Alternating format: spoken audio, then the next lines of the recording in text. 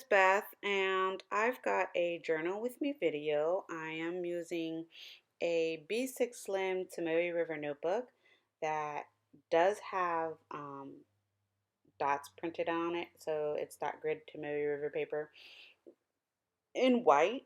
Um, the dots are faint, so they don't really show up on the camera very well, but when you're using the dot grid for writing and such, it's perfect. Anywho, what has been getting me through during this time of uncertainty and being self distancing and all of that has been a lot of journaling.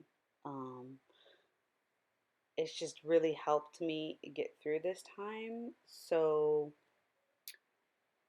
I'm sharing with you my process for this page. Many of you know that I do believe in God. I do believe that there is a higher being. And so for me, prayer helps. And one of the ways that I pray is by journaling my prayer. So that's what this page was. I do have some stamps. They are super old. The first one is a Prima stamp. Um, and then the other ones are from Illustrated Faith from many, many years ago now. I'm not even sure that you could still get these stamps. These were done by Wilna Furstenberg for Illustrated Faith. So I have those that I'm using. And then I'm using some Memento black ink, but in hindsight, because I was planning on watercoloring, I should have used my VersaFine black ink.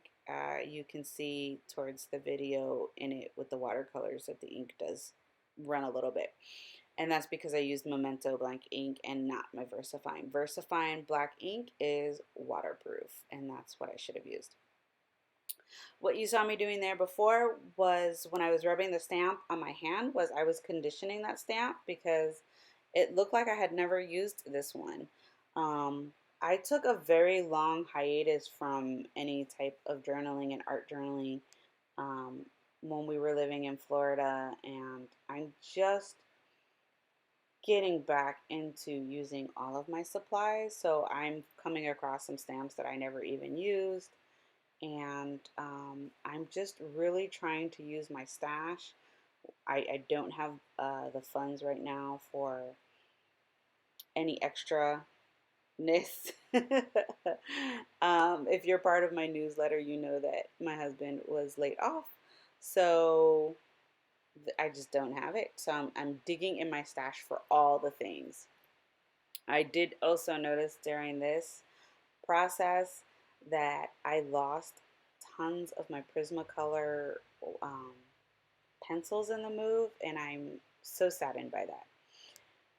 Anywho, so I'm going to come in here with some watercolors. I have this purple here is called Wisteria. It's by Daniel Smith. It is a beautiful, beautiful color. It reminds me of spring. The pastel of it, I love everything about this color. It is absolutely stunning. And in hindsight, for this technique that I'm doing, which is literally just plopping some watercolor down on my Tomoe paper, I would have rather have used my mop brush.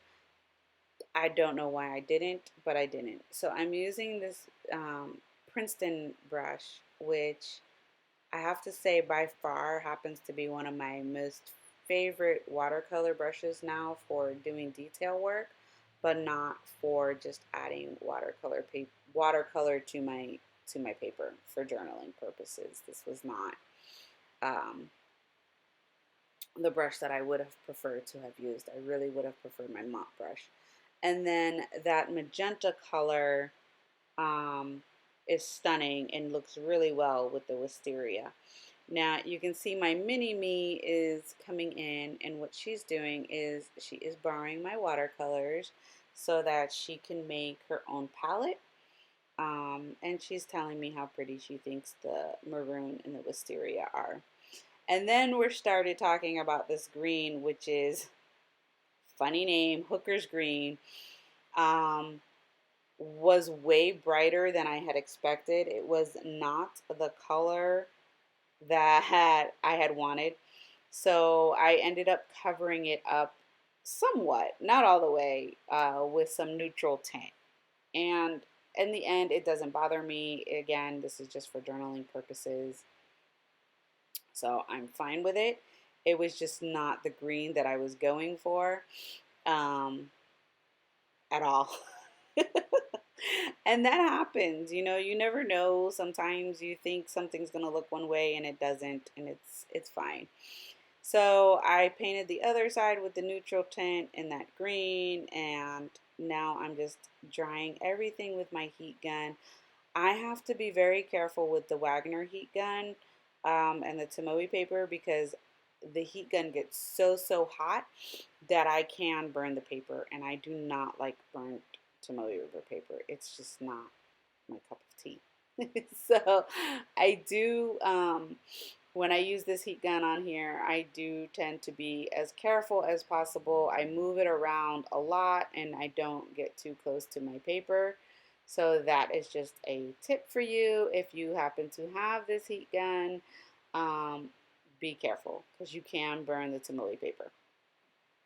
So once this is all dry, I'm going to go ahead and do all of my journaling. And then I'm going to come in with my colored pencils and color my lady. Um, I have to say that one of the things that I lost was a colorless blender pencil, which when you're doing colored pencil coloring, it's like a must-have for me because it really just smooths everything out. So I had to order a new colorless blender pencil pack, which I did from Amazon, and that came in, and then I fixed my coloring. Um, I also have to share with you that I was quite surprised with how well the colored pencils colored on the Tomoe paper. Um, I was really happy with the outcome. So if it's something that you haven't tried yet, I definitely would say give it a try. If you have some stamps or if you have some really awesome drawing skills, draw something out and color it, with colored pencils, because the Tomoe paper, it looks lovely. Alrighty, so with that being said, I'm going to leave this and you can watch my coloring. I'm going to play some music for you, and that will be the end of the video because all I really do is just color my pretty stamped image. Um, I hope you're doing well. I hope that you are finding things to get you through this time. And leave me a comment down below and let me know what you think and if you enjoyed this type of video. Because if you did, I would love to journal with you some more. Alrighty, that's it for me. Bye.